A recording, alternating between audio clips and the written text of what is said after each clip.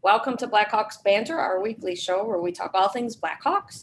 We are brought to you by the Hockey Writers, and you can follow us on all social media channels. You can subscribe to our YouTube channel, follow us on Facebook, follow us on Twitter, and you can even listen to us in podcast form. So we got all kinds of things going on there.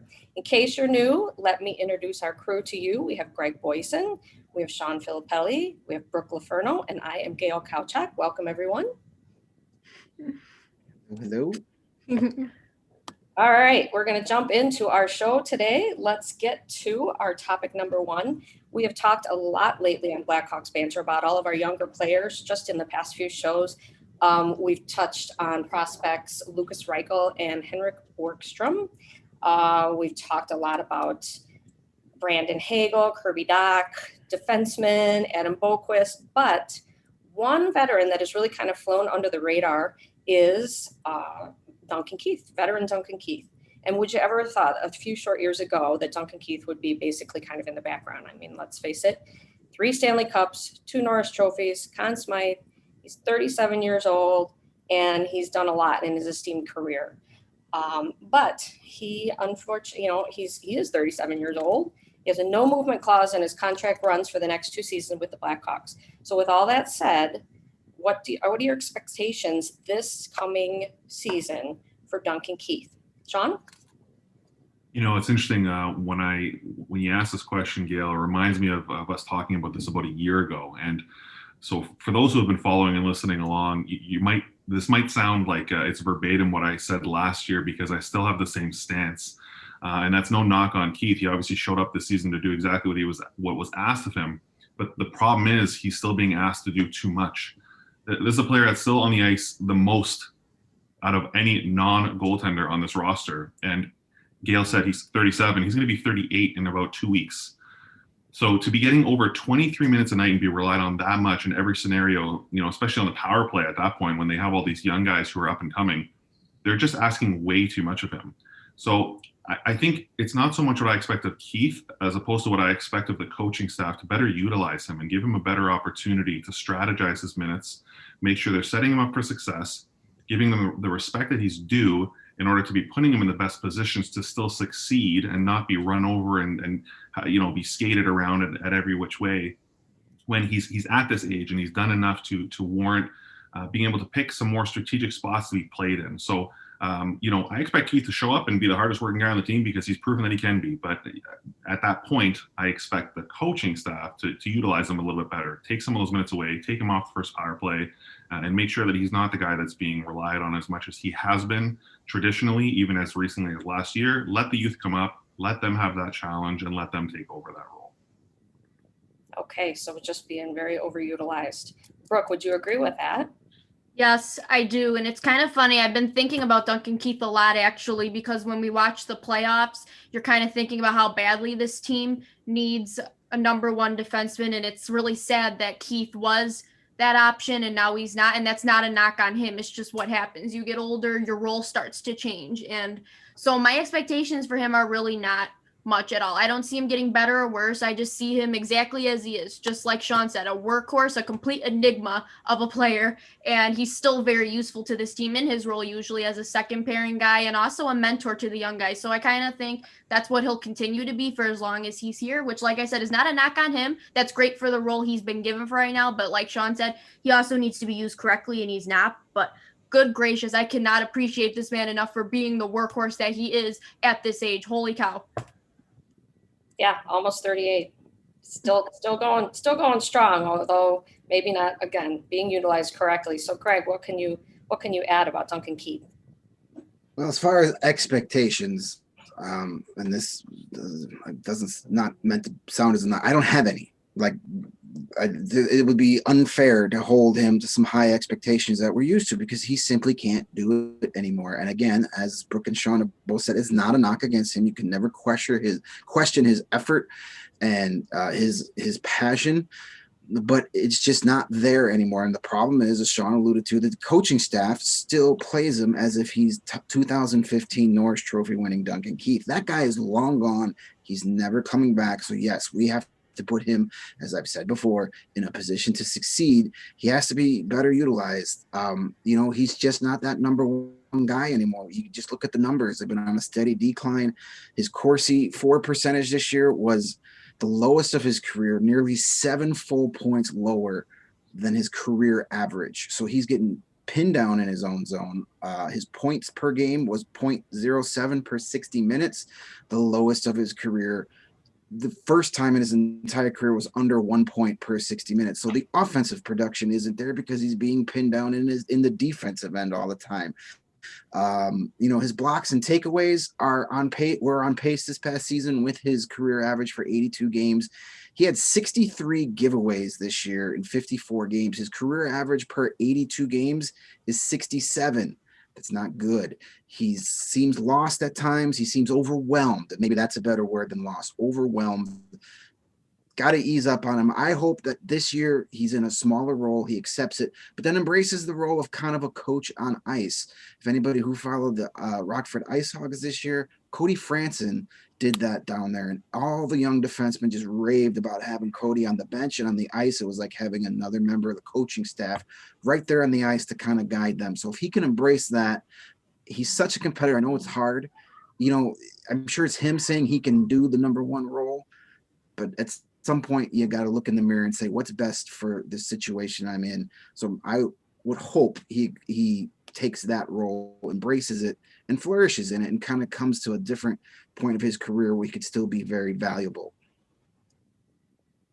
You mentioned Cody Franson. I'm excited. I hope that he does end up becoming a coach in the next couple of years. I have no doubts that he will. You talk to him after a game, he is coachy as coaches get. He's a coachy. Mm-hmm. All right, I'm just going to wrap up the whole Duncan Keith topic here by reiterating that, yes, he did have the most ice time overall on the power play and the penalty kill as a defenseman.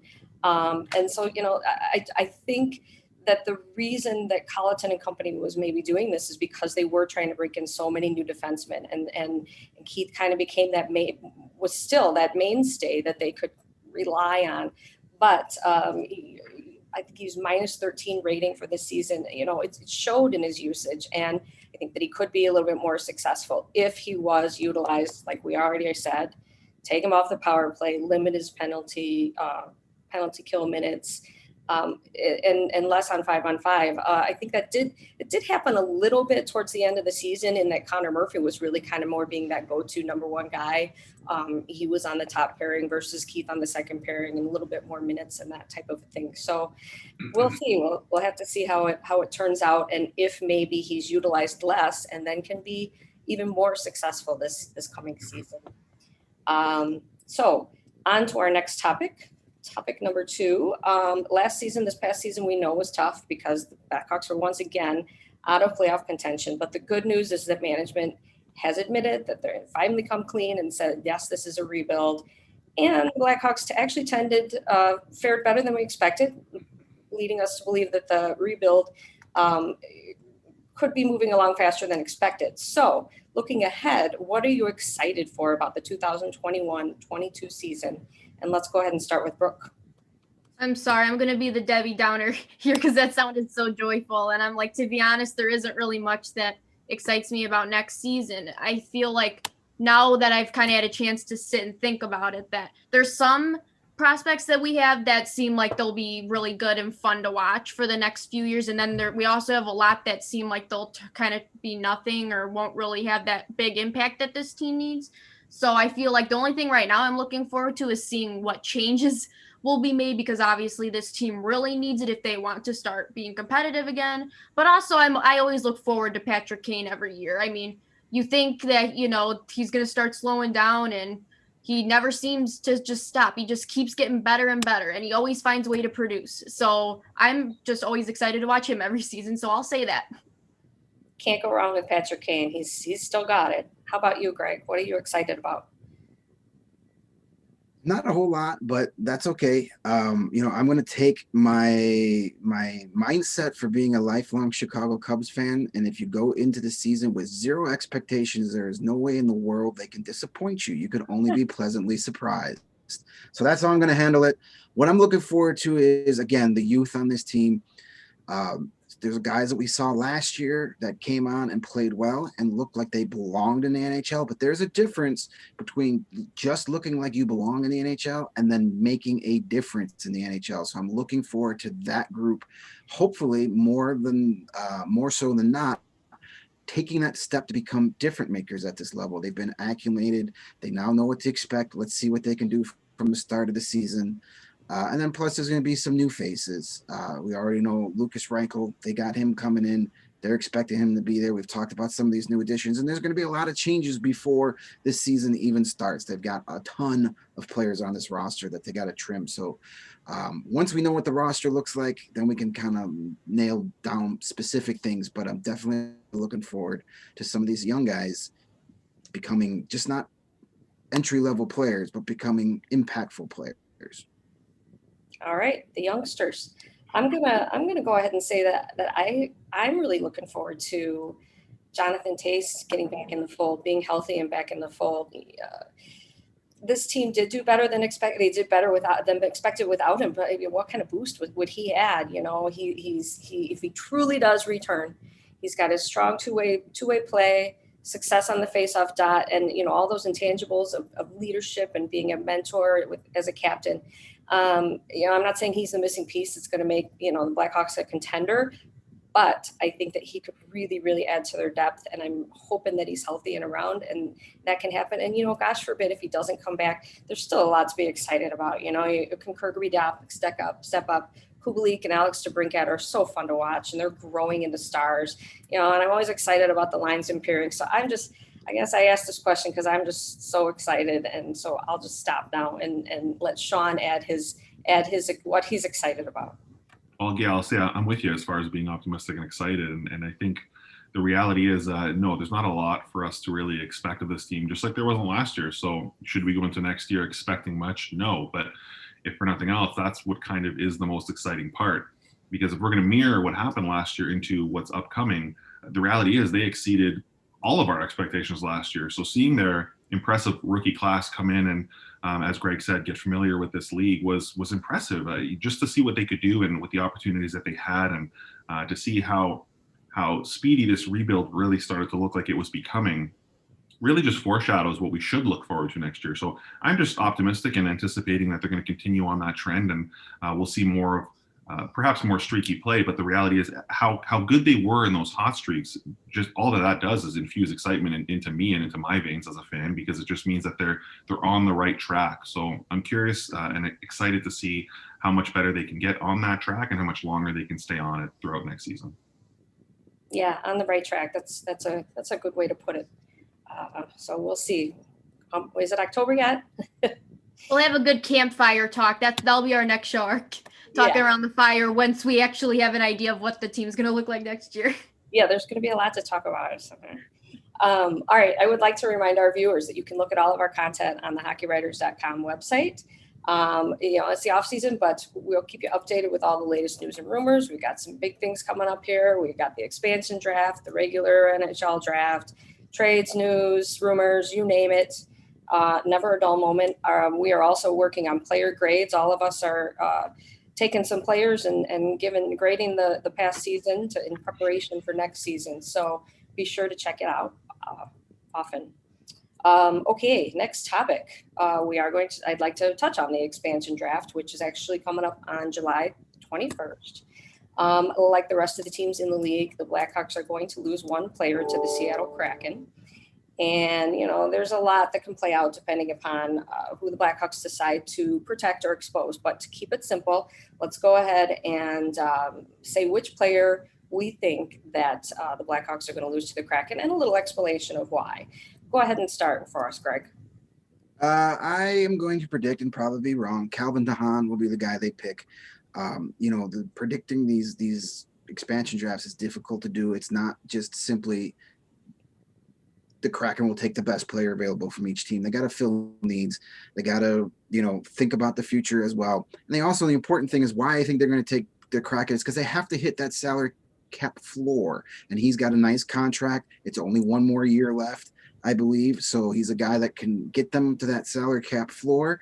And he's also a guy that staying healthy, that's been a problem. But if he's healthy and plays as he is, a reliable defenseman, he's the exact type of defenseman teams who are looking to make a playoff push want to acquire for a premium price at the trade deadline. So thinking ahead, which is the type of general manager Ron Francis is, I think he fits that mold. Not a long-term guy for that team, but the right guy to get them going for that first season, get them some veteran leadership, get them over the salary cap floor, and then traded for assets as they rebuild for the future. I hope that you guys all know, our viewers here, that we actually do a preview post where we touch on a lot of our topics before we do our show. So I did note that Shaun actually said Calvin DeHaan as well. So to add on to Greg, why do you think that he will be the one picked? Well, I was going to say, if Greg's going to be wrong, then so am I, because obviously, like you said, I'm sticking with DeHaan as well. Not to be overly redundant here, but he's versatile. He's a proven performer. As Greg said, if he can stay healthy, all the better.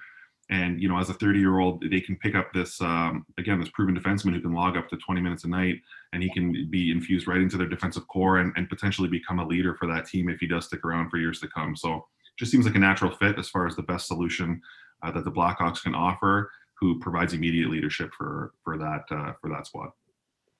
I do agree that he would be a good pickup. Brooke, who do you think that the Blackhawks might lose to the Kraken? For something different, I said Malcolm Subban. And I know that might be kind of a funny pick, but I'm kind of thinking, I don't really think he has a future here with the Blackhawks, to be honest. So I think that he'll be exposed for sure. And I don't know, like we said, we don't know what the Kraken's needs are going to be by the time they pick the Blackhawks players, but I think, every team could use a goalie. So I think maybe they would pick him up as insurance, and he's cheap. Like, his contract's very team friendly. I think it's only like $1 million or something like that. So I think that would be maybe a good option for them if they don't go the DeHaan route. Okay. Well, for my pick, I'm going to go with a forward, Adam Gaudette, former Vancouver Canuck that the Blackhawks acquired at the trade deadline. And the reason I say this is because I've kind of heard through the grapevine, and I guess that'd be mostly referring to an article I read in The Athletic, that it's my understanding that the Kraken are actually have some better defensive options elsewhere. So that's why I was thinking that a forward might come into play. Looking at some of the projections of who they might expose at forward, you've got Henrik Borgstrom, Alex Nylander, Adam Gaudette, and David Kampf that have kind of mostly been brought up as people that will not be protected. So looking at that group, Nylander didn't play last year, recovering from knee surgery, but even though he had a mediocre first season with Blackhawks, they still have really high hopes for him, high skill. I don't think that hopefully they won't expose him. Although I just said that they might, but Borgstrom, brand new. I don't think that, they want to do that. David Kampf, I think that he's kind of the security blanket for Colleton, So out of those four, I think that they would be most likely to expose Gaudette, even though just because he's new to the team and they haven't really played him a whole lot. They don't really know what they have with that. And I also think he'd be a really good pickup. So we'll see who goes, but that would be my pick. We'll see how it all plays out. Okay, so let's talk a little bit about some of the big names that are available out there and whether the Blackhawks might be in the running. Over the weekend, I've been hearing a lot of rumors here that the Blackhawks are seriously exploring looking at all three of these big names in defenseman Dougie Hamilton and Seth Jones. And they also have their feelers out there about Buffalo Sabres star forward Jack Eichel. Shaun just put together an article about if and when and how that could happen. And we have talked at length in the past few shows about pros and cons of all three coming to the Blackhawks. Of course, they would undoubtedly just take one if they were to take any, based upon what you know about the situations of these three players and also Bowman's history of trades. Do you expect the Blackhawks to have one of these guys in a Blackhawks sweater once it's all said and done? I'd like to just go around the table and say yes or no, and then we'll open it up for a brief discussion after that. So Shaun, yes or no? One of these? No. Brooke? But you want me to start? Yeah, well, Shaun said no. Oh, okay. Doesn't think any of the three are going to come to the Blackhawks. Do you think yes or no that one of them will come? No. No. Greg. Mm-mm. Nope. Maybe this wasn't the best topic of conversation because I'm going to say no as well. But let's briefly talk about why you think that. Just too high of a price. Whether it's a signing or a trade, the ask is going to be too high. And, Bowman, for as much as he makes questionable moves, if he's going to really stick to the plan of a rebuild here, they can't be making moves like that if it's going to risk that rebuild. So if those asks are going to be that high, it's just not worth it. Yeah, I agree. I think if they're going to get one of those three guys, it's going to be Doug Hamilton because he's only going to cost cash. He's not going to cost any assets. Unfortunately, I don't think they got enough of that cash to land him. He's going to be the top defensive free agent. Everybody's going to want him with the flat cap. Just because you have newfound space doesn't mean you need to blow it all in the first off season. You got a lot of young guys who are going to need raises here in the next year, 2 years. You got to keep that in the mind. So that's why they're not at that point where they're ready to make that huge splash, either via trade or free agency that's going to put them over the top. You add Jack Eichel and take away all that stuff, you're still right where you are. You're treading water. So I don't think they're going to land any. If any, they make a push for Hamilton, but I just don't see it's going to be too rich. All right. Brooke, do you have anything to add? Again, we're all saying this and watch. We'll probably get like 2 or 3 of them. Good Lord. But I was going to say no, only just because of Bowman's track record. I feel like ever since the Cup years, now he hasn't really been very good at doing like big deals like this, or he's not very good at winning these kind of deals. So I feel like it's going to be a lot of, I was in the discussions, but it just didn't happen. So to be honest, I just think it's more of him. He's just hasn't been very good at getting kind of big key talent lately. So I'm not holding my breath that they'll be able to acquire any of these players. Yeah, you bet. That's pretty much what I was going to say, is that I just don't trust Bowman. I would love to see him get Doug Hamilton, and I think that would help the team as long as they could get the right deal made. But I don't trust him to get that done. And I agree that Eichel is way too expensive. And I've actually heard, I don't know if anybody else has picked up on this, but I heard a rumor that Seth Jones really wants to go to Colorado, which is where his dad played for the Nuggets, Denver Nuggets, I think. Yeah, I heard that too, but I don't think they need him. Their defense is pretty damn good right now. So that would be just, it wouldn't make sense for them to give up to add to a defense that's probably better without him right now. Yeah, I'm just interested to see, if and when and how and where he goes and how this. I mean, if I was an NHL player, I'd love to play in Colorado right now too, because they're really good and are probably going to win a cup in the next 2 or 3 years. So that's you pull most of the league. I think a lot of guys are going to say, "Yeah, that sounds like a good place." Right? Yeah. So I guess he figured, well, I'll throw it out there, I'll dangle it, and see if they bite, right? Yeah, Colorado's probably saying thanks, but no thanks. They had a chance to draft him. His draft year and didn't do it. So I think I don't think we'll see that one, but it'd be interesting to see where he winds up. All right. Okay. Well, we have to end the show with our usual playoff segment because it's the Cup, and we actually have a pretty awesome semifinal round in full swing here right now. So let's see: Vegas Golden Knights, Montreal Canadiens, currently tied 2-2. Canadiens were big underdogs, but it sure doesn't look that way anymore. So that's pretty cool. And then we also have the other series of the New York Islanders and the defending champion Tampa Bay Lightning, also tied 2-2 at the time of this recording. They do play, and so by the time this drops, one team will be up 3-2. So who will it be? But let's go around and just say what's standing out to you right now, and kind of talk the playoffs before we wrap things up. Brooke, what's on your mind? Well, for one thing, I have to hand it to Montreal. To be honest, I don't know if they're like elite. Like I think they're like elite when I watch them, but they play such a suffocating game of hockey. So like just from watching game, what was it? Game 3 or 4 yesterday?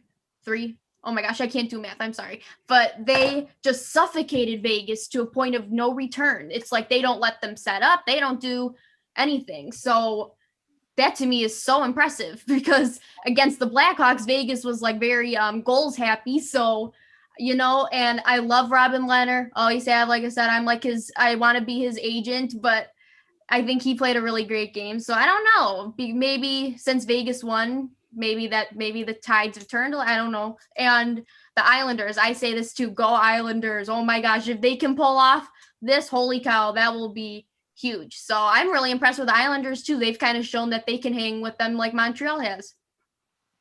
Yeah, they've both kind of showed that they deserve to be where they're at. Don't underestimate them. They were all underdogs, but they're doing what they're supposed to be doing. And that's winning some games. So, Greg, what you excited about? I mean, these have been very intriguing series. There's definitely, you've got plenty of storylines on both sides. The Montreal series has been fun, especially if you like underdogs. The refereeing in that series they could show up anytime they want. There's some bad blood working between these two teams. But to kind of tie it in, since this is Blackhawks Banter, to kind of tie it in with the Blackhawks, and I know we were kind of hopeful earlier, but the level of overall team defense that all four of these teams are playing right now shows you how far away the Blackhawks are right now to being at that level. Blackhawks don't play team defense anywhere near these teams, and that's what's getting them goaltending and overall team defense, not just the 6 defensemen, but do you see how some of these forwards are playing? Philip Deneau, we talked about 3 guys that earlier. Let's bring him back, please. That's exactly what the Blackhawks need. So I'm a big fan of defense. So these 2 series have been a joy. All right, Shaun, what do you have to add? It was a great segue, even though he doesn't realize he gave me one. Greg, thanks for mentioning goaltenders because shocking. I'm going to talk about them for a second. I've seen it being floating around Twitter, and it's been cool to see that. As much as people want to say, never pick a goalie in the first round of the draft, et cetera, don't waste a pick. Apparently, all of the goalies that are remaining in the playoffs are first round picks. Yeah. Well, I think it just goes to show that there's obviously some validity and some recognition needs to be given to goalies who have proven what they can do and that they do it over a long stretch of time. A lot of people look at goalies and call it stupid words that I hate hearing, like it's voodoo or they can't predict it, therefore it's random. That's all nonsense. The goalies who are agile, the goalies who show up, the goalies who play the right way, you know who they are, and they're the ones who are left. So I'm just happy to see that that's how it's working out, and these are obviously great series with great goaltenders, and that's great. That's great for a fan like me. Shocking that you're going to bring up the goal. Jesper Wallstedt, Blackhawks, first round pick. Let's do it. Let's make it happen. I'm in. Yeah. Yeah, you've got that Wallstedt name that you out there, right? That'd be a good one. Okay, well, I can't pass up the play that Ryan Pollock made the other day, where he Varlamov was out and he saved the game with his block to give them the win. So that was pretty awesome, and it's nice to see Leonard in there having a good game. He was only in the playoffs for 1 game. Former Blackhawk Robin Leonard. It's really nice to see him do well and be part of things in the playoffs. We'll see. The question is, who is going to start Game 5? Is it going to be Leonard or is it going to be Flower? We will see. So yeah, definitely exciting playoff action. Don't every game every night. Don't miss it, guys. But for now, that is going to do it for our show tonight. Don't forget to subscribe, like, follow, listen to us. And we are just one of the great shows that is brought to you by the Hockey Writers. So when you're doing all that subscribing and liking, tune in. I'm just going to do a quick shout out to one of the newer shows out there because it's an all-female Chicks and Sticks show, and it's pretty cool. So check it out. But most importantly, let's go Blackhawks, and we will catch you all next time. Good night.